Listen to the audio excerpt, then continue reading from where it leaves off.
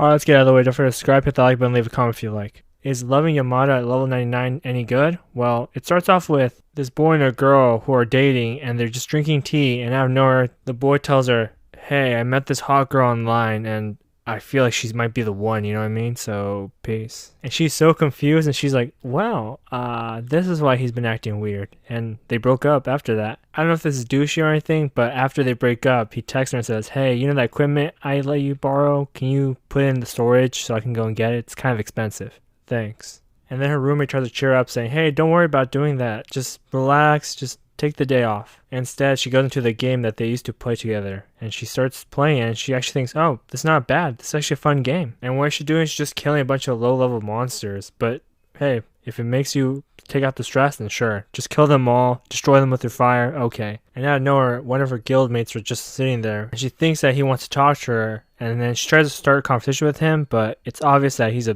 big gamer, so maybe conversation isn't his strong suit. And I still think she's pretty fucking stupid because she still tries to talk to him about how she got broken up because of this game. And I'm thinking, he doesn't care. He really doesn't care. And so 2 minutes later, he responds. He's like, oh, okay. And she says, okay, fine, just leave this premise because I'm trying to hunt here and you can't be here. And he tries to just sit there for quite a while. And she says, I got broken up with, you don't understand. And she keeps talking and talking and talking and says, fine, sure. She types furiously all this shit about how, this is why I hate gamer boys. And then a pop-up advertisement comes up and says, hey, I know you've been playing this game, so we're going to have an in-person event and there's going to be a lot of great items that you can get just there though. She's so sad that she feels like she doesn't want to go to school anymore, and she takes a couple of days off, and when she comes back, she's ready to go and get her makeup done, her nails done, her hair done, all that shit. And you can guess why she wants to do this, because she's going to that event, and she knows that that dumbass is going to be there, and she wants to look really good in front of that girl that he's dating. And so she goes to the event, and right on the dot, there he is. She sees him and his beautiful girlfriend walking away, and she's like, wait, I need to talk, and then she slips, and that's when the story starts. She bumps into this dork, and she trips on accident, and one of her heels just goes flying, and then she feels really bad and she's about to cry. That's when the guy who bumped into her grabs her size 3 shoe and says, hey, did you drop this? And she's like, what? And she apologizes to him and says that she's been going through a lot and she wasn't really paying attention to where she was going and things have happened, and she keeps talking and stuff like that, and again, this guy doesn't care. Damn, gamers have no empathy at all. They don't feel anything for anyone else. And then she tells him, you don't really care, do you? I'm sorry. And he says, well, I'm not interested. And at that moment, she realized, wait a minute, I've heard this line before.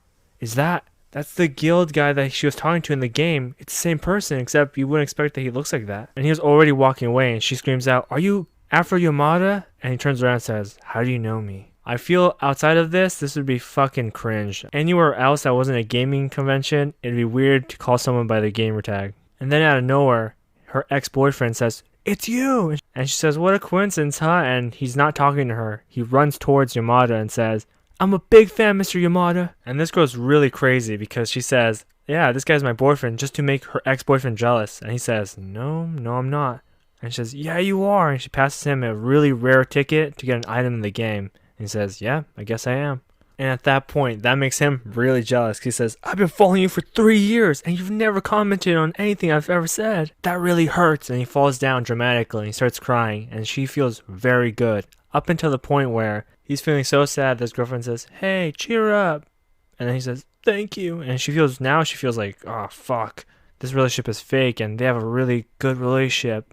And then for some reason the show has a really weird cut and it goes straight into her drinking beer. And for some reason the gamer boy is also with her. It's not like she said that you have to be with her all day, just act like a boyfriend. So he comes along and doesn't drink beer with her, he drinks Coke, and he's just hearing her cry and bitch and moan about shit that doesn't even matter to him. But he just hears her out because he feels like she needs to let it out somehow. And then he says, hey, since we're going to be here a while, can I just get another Coke? And she's like, fuck, fine, but hear this out first. And she just does a little bit more talking, a little bit more crying, and a little bit more just nothing. And then she says, you know, since you're so quiet, I can't imagine you having a lot of luck with girls. And I don't really want romance. I've never had a girlfriend, and I'm not looking for one.